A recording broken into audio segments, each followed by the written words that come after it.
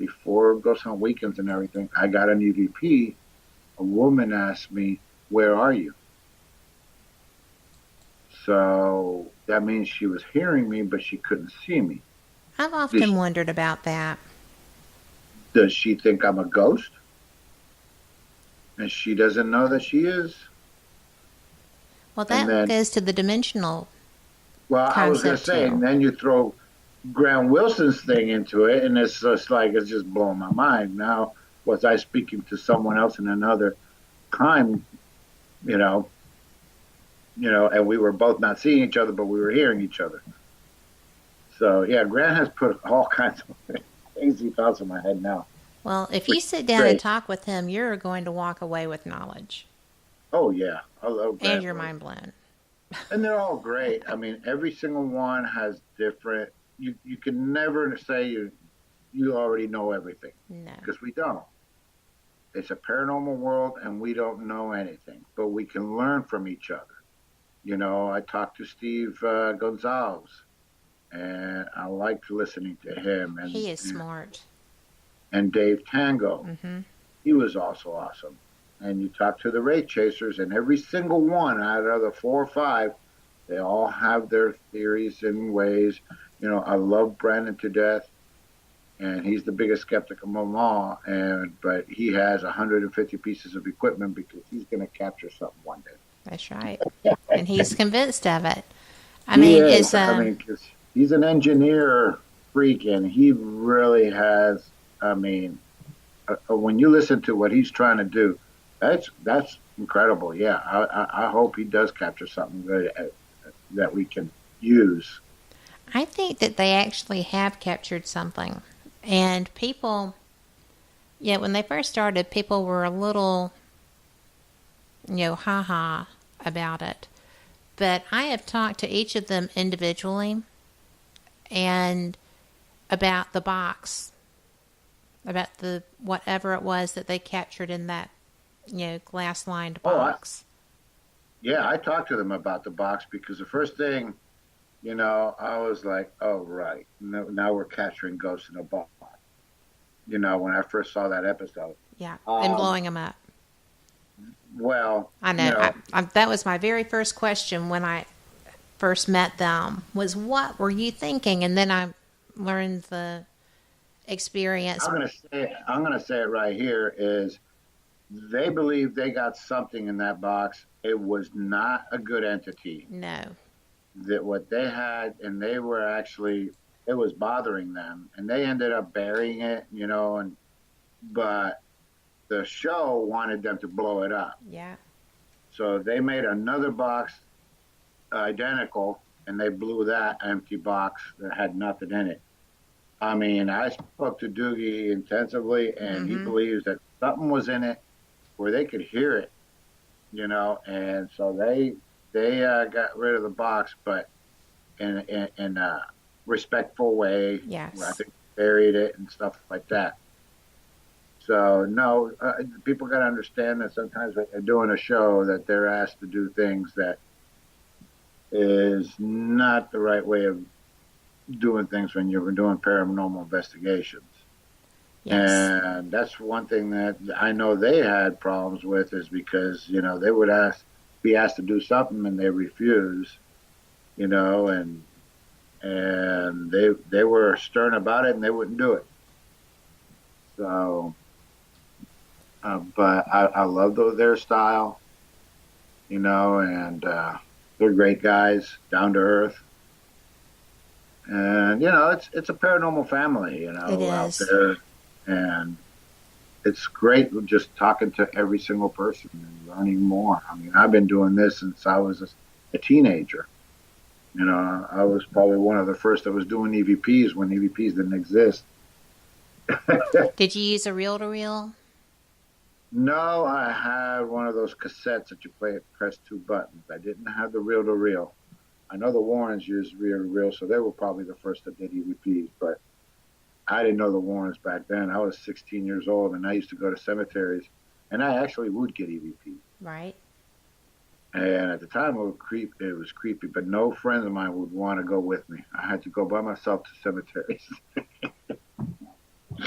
But it's because I grew up with a ghost in my house, so Right. I grew up very curious of the paranormal because I saw her for 9 years, this little old lady living in my house. So all my life I was curious about the paranormal and the afterlife, and there's something else out there that we go after we die, and no matter what you believe in, but there is where we cross over to a different realm, a different dimension. We go to heaven, we get stuck here, whatever you want to believe in. But there is, you know, dealing with the paranormal, you got to confirm that there is life after death. Well, I think that we achieved that. And, like you, I'm curious and I keep trying to find some sort of scientific explanation because I'm a nerd like that, and as well as a spiritual one, because I have found a way to resolve the spiritual with my faith system, and Right. I'm good with that. And it freaks people out sometimes because I'm very outspoken about my faith, and sometimes people are like, well, you can't possibly be what you say you are. I'm like, well, sure I am. Doesn't mean, I'm wrong or you're wrong or anything's wrong. Who knows? But it's absolutely interesting when I read physicists. I try to understand dimensional ideas and stuff. And you like everything too. And the first time I ever went to see the movie Interstellar, I'm sitting there watching it, and toward the end of it, I was like, well, I'll be doggone. There's string theory. you know? Yeah. It's just like, okay, I've been trying to wrap my head around this for 3 years. And boom, there it is. Well defined, a simple explanation with a visual to help. So, I know that we got a few minutes before our next break, but what do you think about all of that with the interdimensionality that comes through and these are people who, are stuck, or, where do you come down with some of those ideas? Well, I believe in heaven.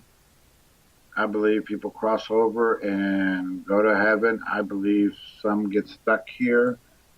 I believe in dimensional, multi-dimensional, parallel universes. I mean, I believe in all that.